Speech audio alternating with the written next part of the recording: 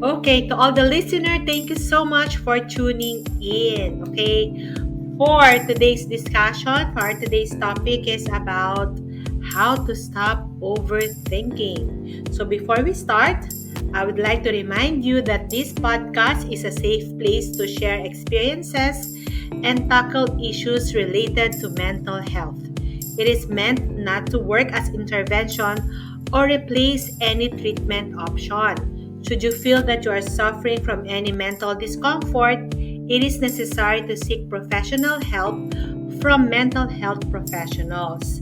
You may check this directory of mental health facilities, services, and organizations from around the Philippines like the mentalhealthph.org or silakbo.ph. Okay, so let's start about overthinking.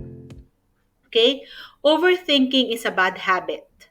You may convince yourself that long-term thought is the key to a good answer. This rarely happens.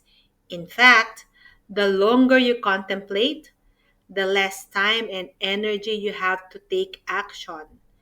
Second guessing your judgments and anticipating worst case scenarios may be exhausting. Okay? So yung iba akala nila okay lang na mag-overthink kasi mas parang mas mapoprotektahan, mas less mistakes, pero ang totoo lang is the more nag-isip ka ng isip, the more na tinitingnan mo yung mga pros and cons sa kakaisip mo, wala ka ng time and energy para gawin yung inisip mo. Nagkakaroon ng analysis paralysis, okay?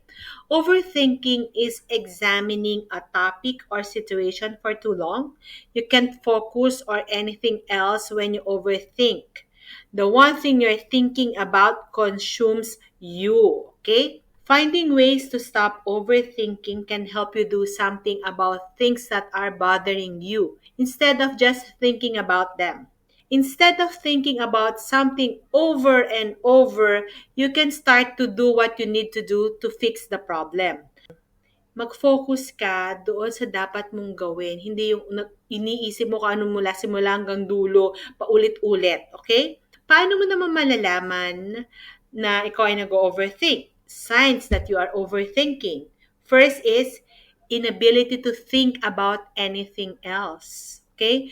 Meron kang problema, ito lang iniisip mo. Pag may dumating na may problema, hindi mo maisip yung iba. Nakafocus ka lang dito sa isang problema kasi nag-overthink ka. Not being able to relax, constantly feeling worried, focusing on things outside of your control, feeling mentally drained, having a lot of bad thoughts, reliving a situation or experience in your mind, second guessing your decisions, think of all the worst case scenario. So kung yan may mga mga signs or sign na feeling mo nag-overthink ka, kailangan mong gawan ng paraan yan na ma-solve yan para hindi ka na parang nahihinder ng overthinking mo sa mga decisions na gagawin mo. Okay, ano naman yung causes of overthinking? Okay, there are four. First is not focusing on solutions. Overthinking is different from problem solving. When you overthink, you keep thinking about the problem. While when you solve a problem, you look for a solution. So nakita mo, pag ikaw nag-overthink, tinitingnan mo lang yung scenario. Ano yung mangyayari, ano yung pros and cons. Pero wala kang solution na ginagawa. Okay? So yun na naging cause ng overthinking. Focus ka lang lagi dun sa scenario, not the solution. Number two, having repetitive thoughts. Ruminating or going over the same things over and over again isn't helpful. But when you overthink, you might find yourself replaying a conversation in your head over and over or imagining something bad happening many times. Okay? So, another cause of overthinking is hinahayaan mo sa mind mo na maulit-ulit. Parang ka nagre-review ng lesson. So, ang ginagawa mo, inuulit-ulit mo siyang iniisip. Pwedeng conversation na nangyari, yung actions na nangyari, inuulit-ulit mo sa mind mo. So dahil inuulit-ulit mo, ang tendency ng brain mo, gumagawa ka na ng pathway of overthinking. So, tendency ng brain mo kapag may problem, mag-overthink ka na lang kasi lagi mo sinanay mo na siya na i-replay ng i-replay yung mga nangyayari sa paligid mo. Okay? So, the third one is your mind won't turn off. When you think too much, you feel like your mind won't stop. When you try to sleep, you might feel like your brain is going too fast because it keeps playing back scenes and making you think bad things are going to happen. Research back up what you probably already knew. Thinking about things keeps you from sleeping. It's harder to fall asleep when you think too much, okay? So another reason, causes of overthinking is yung nga yung mind mo parang ang hyper, hindi mo siya ma-turn off. Kasi nga, sinanay mo nga siyang laging nag-iisip. So, ang tendency niya, para naka-overdrive na siya lagi tuwing gabi. So, ang tendency nun, hindi ka makakatulog talaga ng maayos. Okay? Another reason of overthinking is decisions are questioned. Okay? When you overthink, you might beat yourself up for the choices you've already made. You could waste a lot of time thinking what your life would be better if you'd only taken that other job or not started a business. Or maybe you're mad at yourself because you didn't see the red flags sooner, even though you think they should have been obvious. Okay. So, isa yan sa mga causes ng overthinking kasi nga yung mga decisions mo you did in the past na nagsisisi ka. So, ngayon, ang ginagawa mo, parang hindi na maulit yun, nag-overthink ka. Okay? Which is sometimes okay din siya. Kaso kapag nagkukos naman siya ng paulit-ulit mo siyang ginagawa, hindi ka nakakapag-decide, gumagawa ka na ng pattern sa brain mo na mag-overthink. Okay? So, sometimes, pag gumawa ka ng decision mo, it's better na panindigan mo siya. Okay? Para hindi masanay yung brain mo nag-overthink. Okay? Effects of overthinking. Okay? Remember this. Overthinking is not a mental illness. Okay? And while overthinking can make you anxious, it is not necessarily the same thing as anxiety. However, it can often play a role in the development and the maintenance of several mental health conditions such as depression, OCD, obsessive compulsive disorder, GAD, generalized anxiety disorder, panic disorder, PTSD, or PTSD is post-traumatic stress disorder, SAD, or social anxiety disorder. Okay?